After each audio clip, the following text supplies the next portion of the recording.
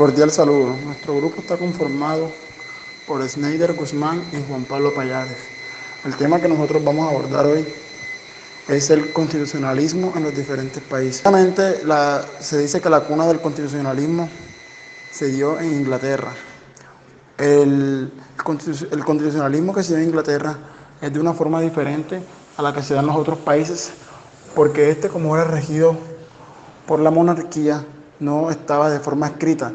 Y se dice que algunos autores no lo toman como una constitución verídica y válida, la de Inglaterra, porque el poder está administrado solamente en la rama ejecutiva y no está dividido con los demás sectores.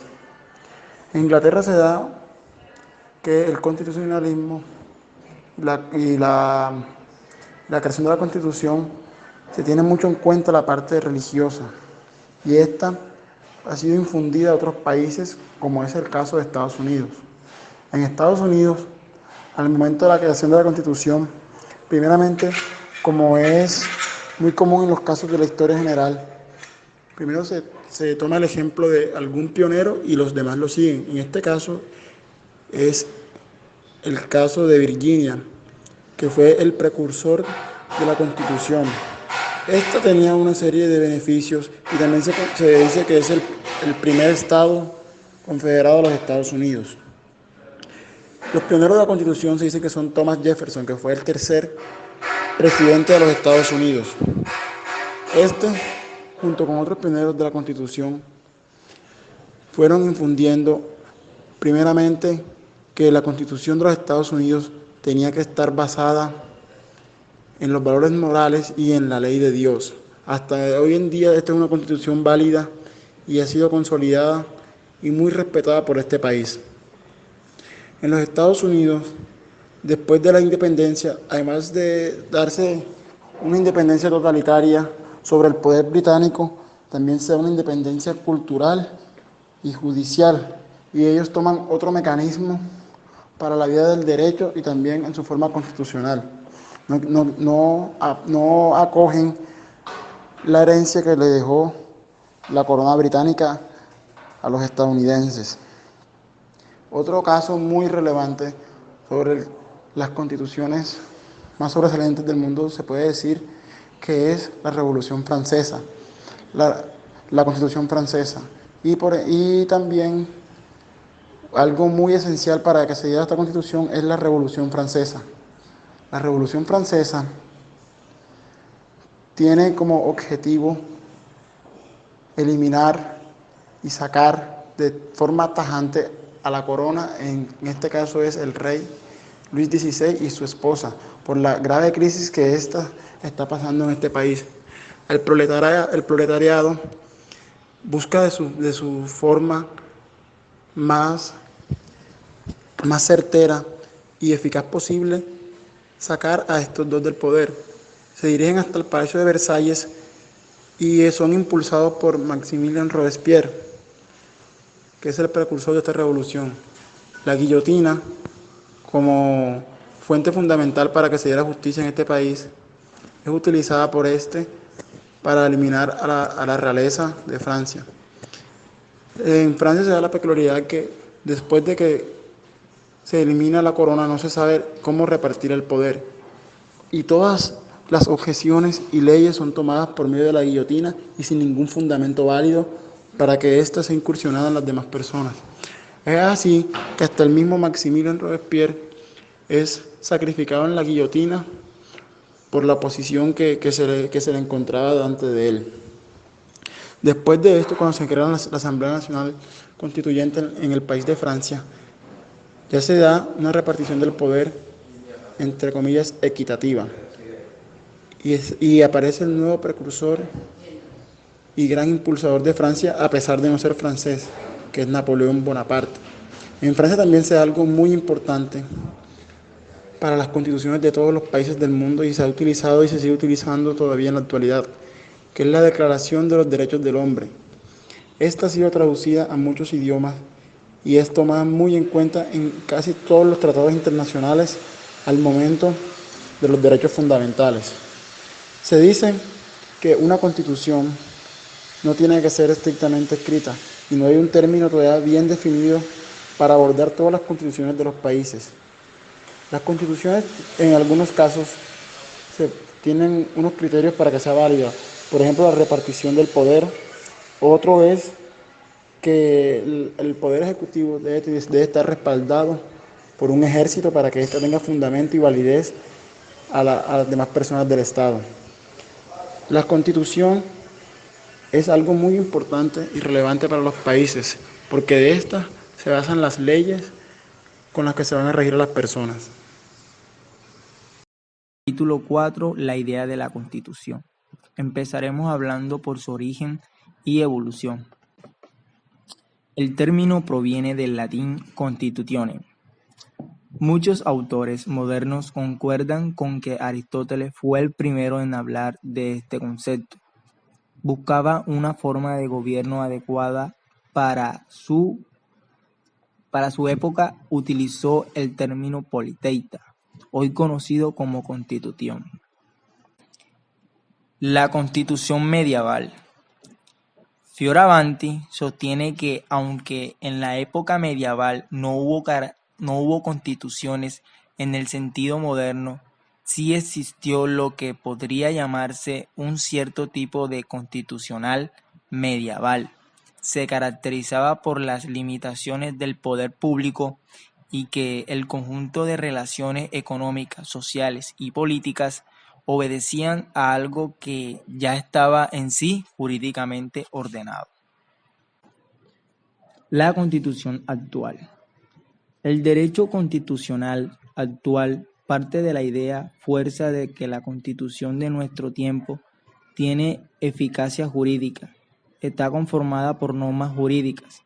Ha quedado superada la vieja concepción de la Constitución con un mero manifiesto político ideológico. La fuerza normativa de la Constitución.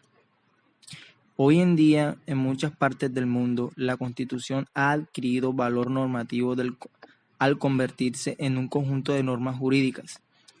Se ha puesto en evidencia un camino de doble vía.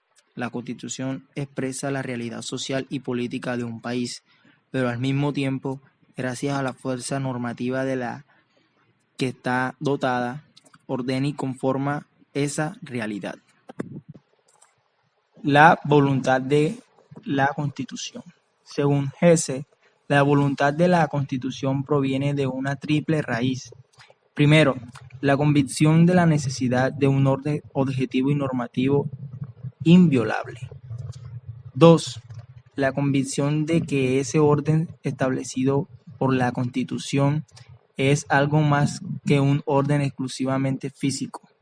3. La convicción por fin de que se trata de un orden a realizar que no se halla al margen de la voluntad humana, sino que solo puede adquirir y conservar su vigencia. Tarea de la Constitución. Aquí encontramos como primer punto, norma fundamental de garantía, es la medida en que la limita de manera cierta y segura la capacidad de influencia de los poderes públicos en la línea del gobierno limitado a través de la supremacía, la rigidez, el control y eficaz tutela de los derechos de la libertad. Y como segundo punto, norma directiva fundamental, característica que se expresa de la convocatoria a todos los poderes públicos y a los individuos a trabajar por el cumplimiento de una empresa colectiva dirigida a asegurar una sociedad más justa mediante la realización de los valores constitucionales. La unidad política de la comunidad. La convivencia humana solo es posible en el Estado y a través del Estado. La unidad política debe ser perseguida constantemente y se realiza mediante el acuerdo o compromiso expreso, el asentimiento tácito e incluso mediante la coerción ejercida con resultado positivo.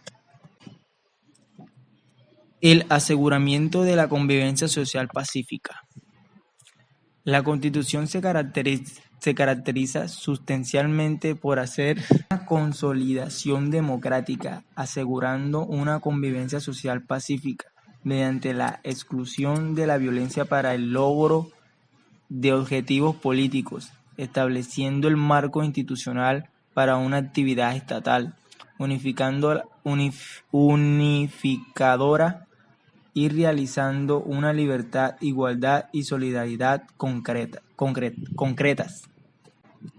Organización y coordinación del poder estatal. El Estado solo existe a través de la actuación humana.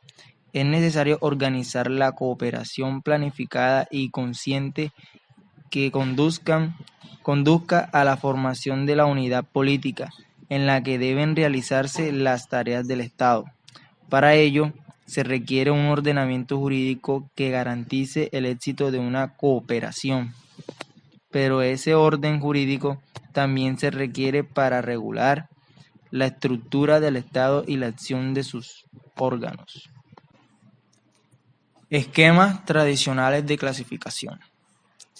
En los manuales del derecho constitucional se suelen incluir algunas categorías clasificatorias de la Constitución, sobre la base de criterios que fueron importantes en el pasado, pero que ya no lo son tanto, por diversas razones.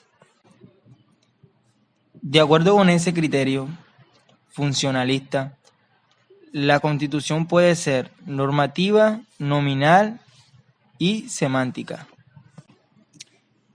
Constitución normativa.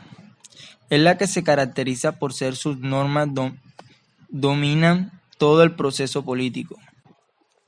La Constitución nominal, cuando la Constitución es jurídicamente válida, pero el proceso político no se adapta a sus normas, se está frente a una Constitución nominal.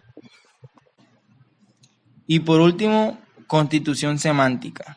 Se trata aquí de constituciones que, aunque sean aplicadas en su realidad ontológica, no son sino la formalización de la situación del poder político ejercido en beneficios exclusivos de los detentadores del poder de hecho, gracias a que disponen del aparato coactivo del Estado.